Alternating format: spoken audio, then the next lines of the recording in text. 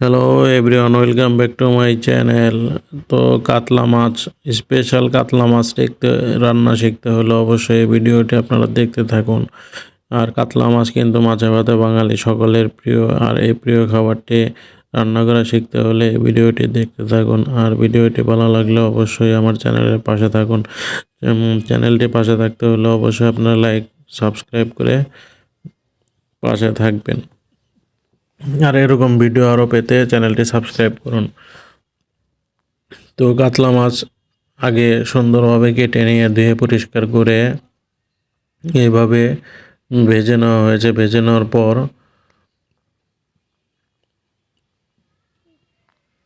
দুই ধাপে ভেজে নেওয়া হচ্ছে, যেহেতু মাছগুলো অনেক বেশি আর অনেক বড় সাইজের কাতলা। তো এই কাতলা মাছটি আপনারা প্রথমে সুন্দরভাবে পরিষ্কার করে নিয়ে এইভাবে ভেজে নেবেন। তো ভেজে নেওয়ার জন্য অনেকে কড়াই ব্যবহার করতে পারেন বা প্যান ব্যবহার করতে পারেন, বা এখানে হাঁড়ি ব্যবহার করা হয়েছে। যার যেটা ইচ্ছা ব্যবহার করতে পারেন। তো সেটা কোনো ব্যাপার না। ঘটনা হলো যে এর মধ্যে সুন্দরভাবে তেল, মশলা, লবণ এগুলো ঢুকলেই বেটার। তো গাইজ, আজকে হয়তো 24তম ভিডিও। যারা সিরিজ ভিডিও আমার চ্যানেলে দেখতেছেন যে একের পর এক আমি কি ভিডিওগুলো দিচ্ছি, তো আমি চেষ্টা করতেছি ভিডিও দেওয়ার, কারণ এখানে আসলে এক্স্যাক্ট কোনো কিছু ট্রেন্ড অনুযায়ী আমার চলা পসিবল হচ্ছে না। কারণ হলো এখানে ট্রেন্ড অনুযায়ী চলতে হলে আমাকে যে সার্চ ইঞ্জিনে যে ভিডিওগুলো বেশি সার্চ হচ্ছে সেগুলো আমাকে দেখতে হয়।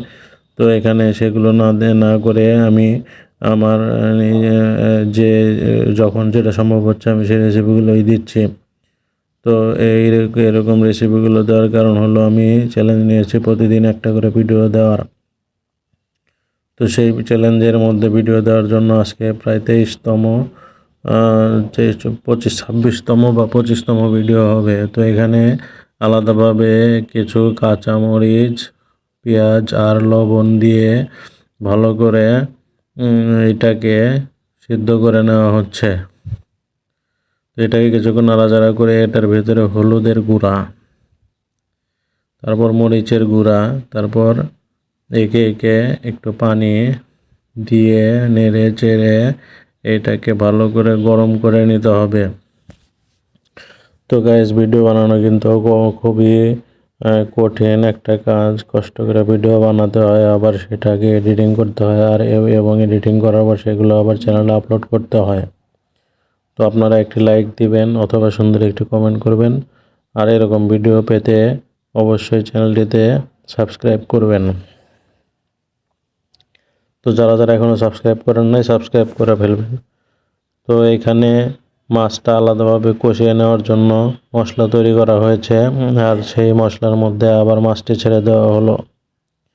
তো এটা কিন্তু একদম একটা গোপন একটা ট্রিক্স, বাংলাদেশের ঐতিহ্যগত গ্রাম বাংলার ট্রেডিশনাল অনুযায়ী মাছে ভাতে বাঙালি। আর সেই জন্য কিন্তু মাছটা কিন্তু সবাই অনেক পছন্দ করে। আর সেই পছন্দের জিনিসটা যদি খেতে টেস্ট না হয় তবে কিন্তু ভালো লাগে না। তো আর যদি টেস্ট হয় তাহলে কিন্তু রান্নার কোনো জুড়ি নাই। তো রান্নার জুড়ি না করতে অবশ্যই আপনারা উল্টাপাল্টা ভিডিও দেখে কি না কি শিখবেন, তার চেয়ে আপনারা এই ভিডিওটি দেখে একদম রান্নার অরিজিনাল কৌশলটি শিখতে পারেন। তো এখানে অনেক গোপন ট্রিক্স দেওয়া আছে, আপনারা ভিডিওটি সম্পূর্ণ দেখুন। যেরকম প্রথম ট্রিক্স হলো মাছটি ভেজে নিতে হবে, তারপর আবার তেল, পেঁয়াজ, কাঁচামরিচের মধ্যে আবার আলাদাভাবে আমি ভেজে নিয়েছি। আবার আলাদাভাবে ভেজে নিয়ে সেগুলোকে আবার আলাদা পাত্রে তুলে রেখে দিলাম। তুলে রেখে দিয়ে এটাকে আবার এই যে ওই পাত্রে আবার আমি লাউগুলো সিদ্ধ করবো।